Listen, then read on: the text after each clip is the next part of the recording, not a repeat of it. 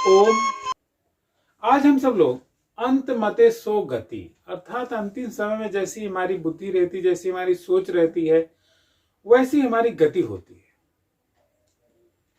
इसको हम अगले जन्म के लिए भी प्रयोग कर सकते हैं अथवा इस जन्म में जब हम कोई काम करने चलते हैं तो उस समय जो हमारी मनस्थिति होती है उसके अनुसार हमें फल मिलता है। दोनों बातों पर सत्य होती है। तो जो सोच करके हम कोई काम करते हैं प्राय वही फल हमको मिलता है।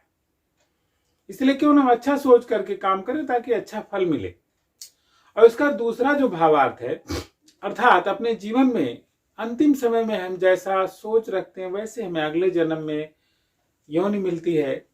इस संदर्भ में एक बहुत ही रोचक कथा भरत जी की आती है। कहते हैं भरत जी राजा थे और उन्होंने सारे भारतवर्ष उन्हीं के नाम पर, जो भरत पड़ा है उन्हीं के नाम पर पड़ा है।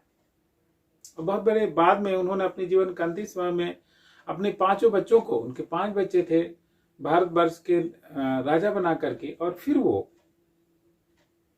वन में तपस्या करने चले गए। गंडकी नदी के तट पर जहां पर शालिग्राम की शिलाएं रहती है वहां पर पुलह आश्रम में उन्होंने जाकर के घोर तपस्या किया। कहते हैं उनकी तपस्या बहुत अच्छी थी, लेकिन एक रोचक प्रसंग उपस्थित हुआ उनके जीवन में। जब एक हिरनी नदी में छलांग लगाते समय प्रसव पीड़ा के कारण अपने बच्चों को जन्म दी और उसी समय सिंह की दहाड़ हुई और सिंह की दहाड़ के कारण वह भयभीत होकर के गुफा में गई। वहीं पर उसने अपने प्राण त्याग दिए। जो हिरण शावक था, हिरण का बच्चा था, वह भरत जी के देखरेख में पलने लगा और भरत जी को उससे बड़ा अपार स्नेह हो गया। कहीं वो दूर चला जाता तो उसके वियोग में वो पागल हो जाते और उसके जंगली जानवरों से, कुत्तों से बचाने के लिए हमेशा अपने पास रखते थे। कहते हैं अंतिम समय में जब भरत जी का समय आया तो हिरण का बच्चा उन्हीं के पास था और उन्होंने अपना प्राण जो हिरण को देखते हुए त्यागे और जिसके नाते अगले जन्म में उन्हें हिरण होना पड़ा। चूंकि उन्होंने तपस्या किया था इसलिए उन्हें पता थी हिरण के में भी कि मैं किस कारण से अपना यह हिरण का मुझे जन्म मिला।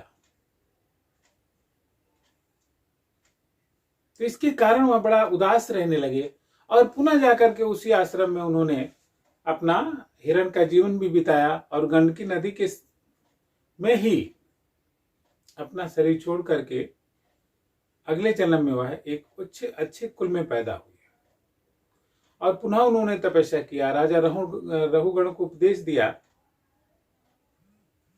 जिसके कारण राजा को भी ज्ञान की प्राप्ति हुई और भरत जी भी अपना शरीर त्याग करके परमपिता परमेश्वर को प्राप्त हुए, उनको मोक्ष प्राप्त हुआ। तो इससे तात्पर्य है कि हमें अपने जीवन में शुभ भावना रखनी चाहिए, अच्छे कर्म करने चाहिए जिससे हमें अच्छे जीवन की प्राप्ति हो और हमारा अगला जीवन और जो आने वाला जीवन है सभी अच्छे हों। तो इसी शुभ भावना के साथ सबको ओम